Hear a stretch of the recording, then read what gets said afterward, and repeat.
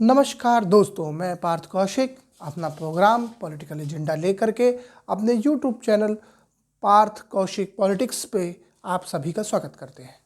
जैसा कि हमने कल देखा था कि किस तरह से इस चुनाव को ध्रुवीकरण किया जा रहा है और किस तरह से जो है योगी आदित्यनाथ ध्रुवीकरण के दम पे अखिलेश यादव को की जो बढ़त थी किसान आंदोलन और इन सब वजहों से उसको कम करना चाहते हैं। आज द्वितीय चरण का चुनाव हो चुका है। 55 सीटों के हुए इस चुनाव में लगभग 60% से कुछ ज़्यादा वोटिंग परसेंटेज हमारी हुई है। वोटिंग परसेंटेज 60 प्लस के आसपास हमारा हुआ है, 60+ % के आसपास हुआ है।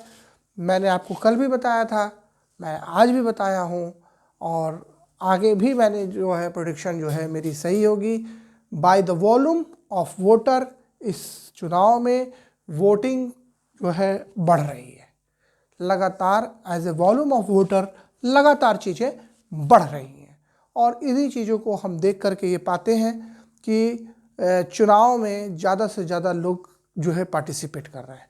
आज के चुनाव उन जिलों में थे जिसमें मुस्लिम आबादी 15% से ले करके 51% तक रही है। 50+1 51% तक रही है। और ऐसे क्षेत्रों में जो है भारतीय जनता पार्टी ने पिछली बार 35 में से 38 सीटें अपने नाम करने में सफलता प्राप्त की थी। लेकिन अब द्वितीय चरण के चुनाव के बाद और जो है हिजाब कंट्रोवर्सी के बाद जो है भारतीय जनता पार्टी को बढ़त मिलने की उम्मीद थी, लेकिन समाजवादी पार्टी के जो पैतरे हैं उनकी वजह से उनको दिक्कत होने लगी। आज योगी आदित्यनाथ को, जिनको मैं सोचता था कि ये पहले से चालू करेंगे इन सब बातों को कहना, लेकिन उन्होंने बहुत देर किया। लेकिन देर आए दुरुस्त आए का जो है कारण ठीक रहा। ठीक है, योगी आदित्यनाथ ने अपनी तरफ से सीएम भी है, अच्छा संतुलित बयान देना चाहिए, लेकिन चुनाव संतुलित बयानों से नहीं जीते जाते। चुनाव में एक एजेंडा सेट करना पड़ता है।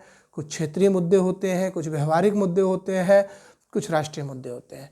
हमने देखा है कांग्रेस पार्टी ने जिस तरह से हिजाब कंट्रोवर्सी को राष्ट्रीय मुद्दा से लोकल चुनाव में लेकर के आई है, मुस्लिम लोग कंसोलिडेट हुए हैं।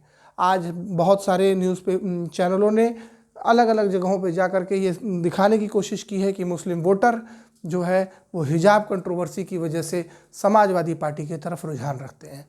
देखिए, हम चूँकि एक बहुत बड़ी इलेक्शन कैंपेन है, लगभग 2 करोड़ लोग वोटर हैं हमारे, तो सभी जगह पे तो आप जा नहीं सकते भाई, सबकी एक सीमित दायरा होता है।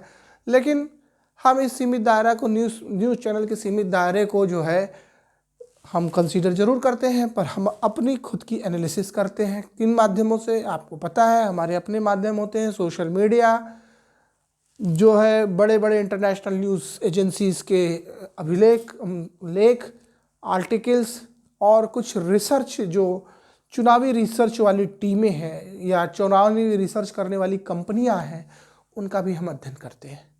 आपको जान के आश्चर्य होगा कि इस चुनाव में भी बहुत सारी अंतर्राष्ट्रीय एजेंसियां काम कर रही हैं, कंपनियां काम कर रही हैं, ताकि चुनाव को एक दूसरे दृष्टिकोण से ज़्यादा लोगों को लेकर के अपनी पार्टी की तरफ आए। चाहे वो कांग्रेस पार्टी हो, चाहे भारतीय जनता पार्टी हो, सभी कम और ज़्यादा इन पार्टियों, इन एजेंसियों का इस्तेमाल अपने चुनाव जीतने में करते हैं। आइए आज हम कोशिश करेंगे ये जानने की कि जो कल की हमारी बात थी उसका कितना फ़ायदा हमको वोटिंग टर्नआउट में देखने को मिलता है। वोटिंग टर्नआउट में चूँकि आज मुस्लिम बहुल इलाके थे, कल जो इम्पैक्ट हमारा पड़ा, उस इम्पैक्ट का एनालिसिस करने के बाद आज हमको उम्मीद थी कि कांग्रेस पार्टी को कुछ ज़्यादा मिलेगा। आंकड़ों में देखते हैं कि उनका पेनिट्रेशन, वोटिंग टर्नआउट में पेनिट्रेशन कितना रहा। वोटिंग टर्नआउट में पेनिट्रेशन कांग्रेस पार्टी का गिर गया है। कांग्रेस पार्टी का वोटिंग पेनिट्रेशन गिर गया है क्योंकि ज़्यादातर लोग जो हैं, जो सेकंड फेज़ के थे, जो है प्रभावित तो हुई हैं कांग्रेस पार्टी से, लेकिन वो ज़्यादातर लोग समाजवादी पार्टी की तरफ जाने का उनका रुझान बढ़ रहा है। बीजेपी को मैं फिर से बहुत ही कम आंकते हुए इस बार भी कम उनको रेटिंग दूंगा, क्योंकि जिस स्तर की तैयारी उनको सेकंड फेज़ के लिए करनी चाहिए थी, उस तरह की तैयारी उन्होंने की नहीं है। और कुछ जो अवध से जुड़े हुए ज़िले हैं उनमें भले ही उनको थोड़ा सा फ़ायदा मिले, लेकिन मुस्लिम बहुल इलाकों में वो अपनी बात को समझाने के लिए, चाहे वो ट्रिपल तलाक हो चाहे और चीज़ें हों, समझाने थोड़े से असमर्थ रहे हैं। और मुसलमानों का जो वोटर हैं, मुस्लिम वोटर्स हैं, उनका जिस तरह से समर्थन समाजवादी पार्टी को आज खुल करके मिला है, उससे मुझे तो यही लगता है कि समाजवादी पार्टी ज़्यादा से ज़्यादा सीटें जीत सकती है। और इसलिए समाजवादी पार्टी को आज मैं वोटिंग टर्नआउट पर के हिसाब से मैं देखता हूँ तो उन्होंने काफ़ी गेन किया है। 10 में 8 अंकों उनको मैं देता हूँ, क्योंकि उनके वोटर रुझान था।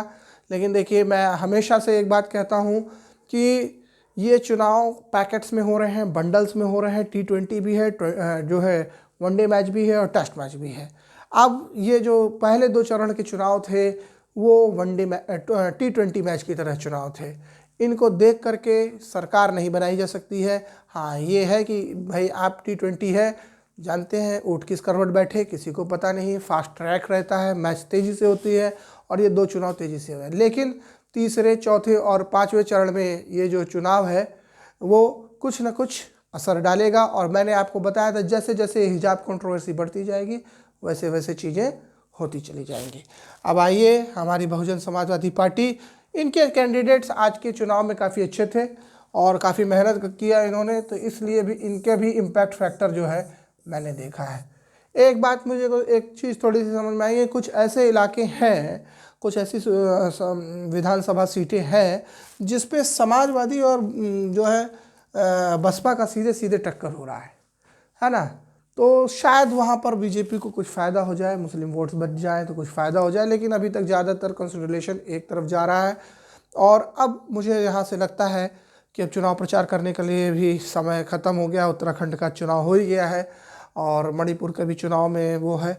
तो मुझे जहाँ तक लगता है कि जैसे जैसे चरण बढ़ता जाएगा, यूपी का चुनाव दिलचस्प होता जाएगा 2022 का, और भारतीय जनता पार्टी और समाजवादी पार्टी की लड़ाई को अब हम तेज़ी से देखेंगे। क्योंकि जैसे जैसे हिजाब कंट्रोवर्सी बढ़ती जाएगी, मुस्लिम वोटर्स का खुल के समाजवादी पार्टी को समर्थन होता चला जाएगा, वैसे वैसे चीज़ें हिंदू पट्टी में कंसोलिडेशन होगी, ध्रुवीकरण चालू हो जाएगा और उसका ज़रूर से ज़रूर फ़ायदा जो है भारतीय जनता पार्टी को मिलने की उम्मीद रहती है। लेकिन समाजवादी पार्टी भी अपनी तरीके से बहुत मजबूती से लड़ रही है।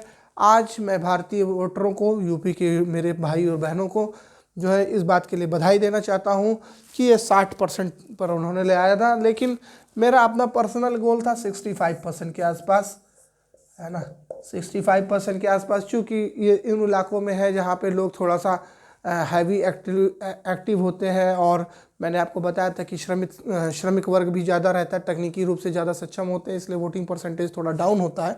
पर 65% तक मेरा उम्मीद था। अभी 60+ है, अभी तो आखिरी टाइम का वो बताने का वोटिंग का सिस्टम थोड़ा बनेगा, 2 से 3% बढ़ना चाहिए। मैं ये सोचता हूँ कि 65% तो हमेशा ही आदमी को पहुँचना चाहिए। ये एक अच्छा आंकड़ा होता है, क्योंकि आप जो है सही जज कर पाते हैं कैंडिडेट्स को और पार्टियों की नीति को। अब इससे कम ज़्यादा होता है तो एक फिक्स ट्रेंड होता है, उसमें कुछ खास फ़र्क पड़ता नहीं है। तो मेरा ज़्यादा से ज़्यादा आप लोगों से वो है कि आप ज़्यादा से ज़्यादा इस इलेक्शन में पार्टिसिपेट करिए, इस इलेक्शन में वोटर परसेंटेज बढ़ाइए और अपनी मनचाही सरकार को चुनने में कोई भी कोताही मत बरतिए। आज के लिए इतना ही। अब मैं फिर आपके पास कल आऊँगा, फिर मिलूँगा। धन्यवाद। ज़्यादा से ज़्यादा मेरे चैनल को सब्सक्राइब कीजिए, कमेंट्स ज़रूर कीजिए, क्योंकि कमेंट से मुझे असल में पता चलता है कि आप क्या चाहते हैं। मैं उसी हिसाब से चीज़ों को करने की कोशिश करूँगा, आपके लिए और बारीक चीज़ें लेके आऊँगा। उसके लिए धन्यवाद। चैनल को सब्सक्राइब कीजिए, ज़्यादा से ज़्यादा लोगों को शेयर कीजिए और कमेंट ज़रूर कीजिए। Thank you very much.